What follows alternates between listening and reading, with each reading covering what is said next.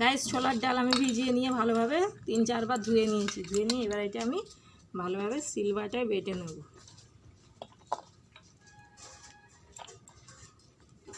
একদম মিহি করে বাটতে হবে।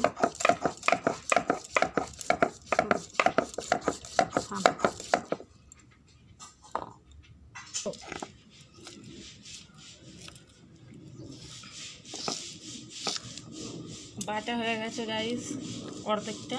এই দেখো কতটা মিহি করে বেটেছি আমি। এবারে এর মধ্যে আমি তুলে নেব।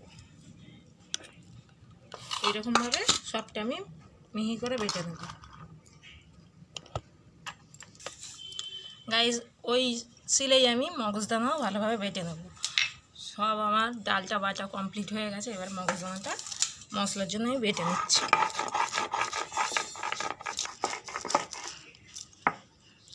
মগজদানাটা বাটা হয়ে গেছে। এবার মগজদানাটা আমি ভালোভাবে তুলে নিয়ে বাটির মধ্যে একটা বাটির মধ্যে নিয়ে নিচ্ছি। আর আদা বেটে নেব। 2 কুচো আদা নিয়েছি, একসঙ্গে আমি বেটে নেব।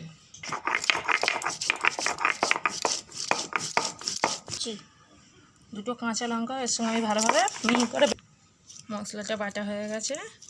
আদা, জিরে আর কাঁচা লঙ্কা আমি মশলাটা এবার তুলে নিচ্ছি। গাইস এখানে আমি একটা বড় সাইজের একটা আলুকে সেদ্ধ করে নিয়েছি ডালের সঙ্গে দেওয়ার জন্য। এখানে গ্রেট করে নিয়েছি গ্রেটার দিয়ে। গাইস তোমরা আজকে থাম্বনেল সাহায্যে আমি গ্রেট করে নিয়েছি। এবারে সব দিচ্ছি এর মধ্যে। বাটি মেপে 1 বাটি বেসন দিচ্ছি, 1/2 বাটি কর্নফ্লাওয়ার। সব কিছু একসঙ্গে আমি ভালোভাবে মিশিয়ে নেব। আমি জ্বালিয়ে নিচ্ছি। জ্বালিয়ে কড়াইটা বসিয়ে দিলাম। কড়াই গরম হয়ে গেছে গাইস। এর মধ্যে আমি সরষের তেল দিয়ে দিচ্ছি। আমি ভালোভাবে চারিদিকে ঘুরিয়ে নিচ্ছি।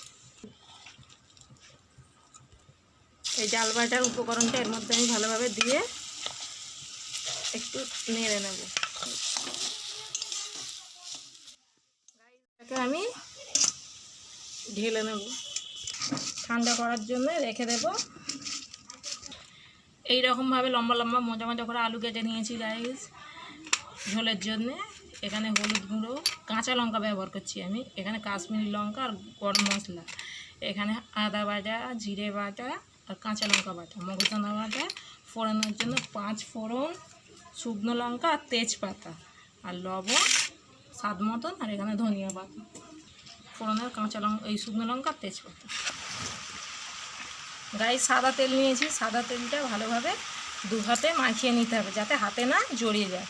এই থেকে একটু এই রকম নিয়ে বলের মতন করে ভালোভাবে গোল করতে হবে।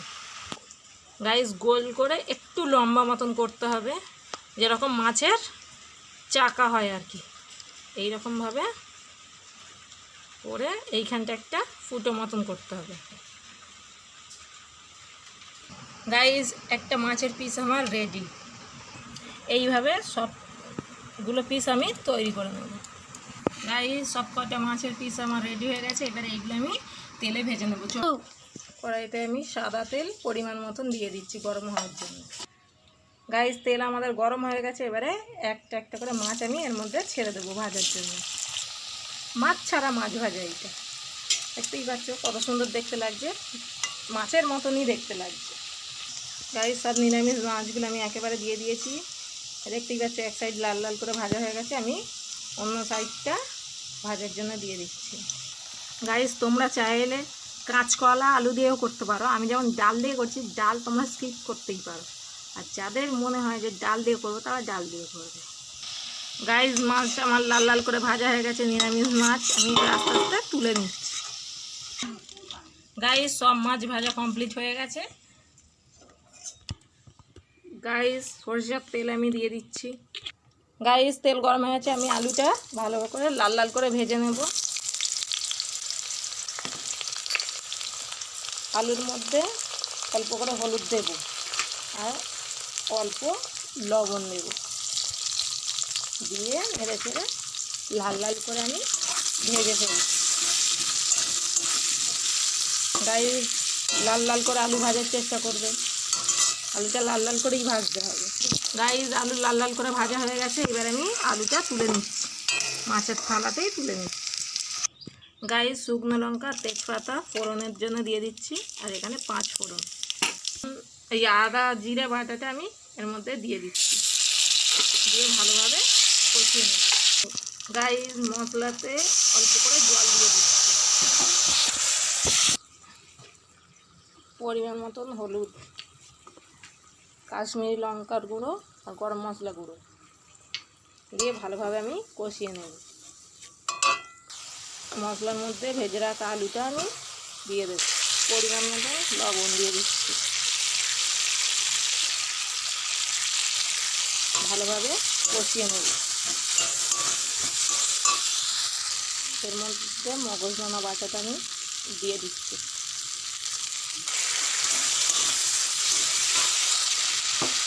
জল দিয়ে দিচ্ছি।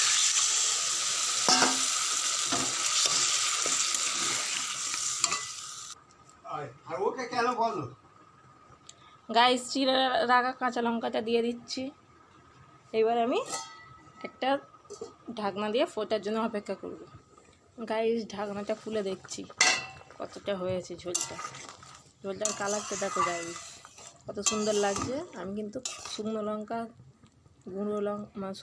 গুঁড়ো যেটা সেটা দিইনি, আমি শুধু কাশ্মীরি লঙ্কাই দিয়েছি।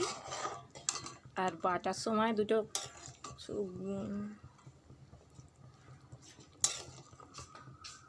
কাঁচা লঙ্কা, আর এখন 2 কাঁচা লঙ্কা।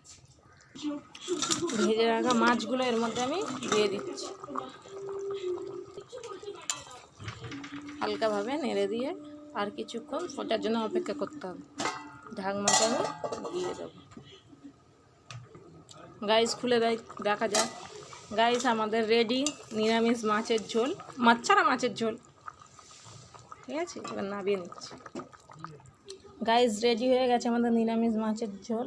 তো আমি ধনিয়া পাতা কুচি কুচি ছড়িয়ে দিচ্ছি,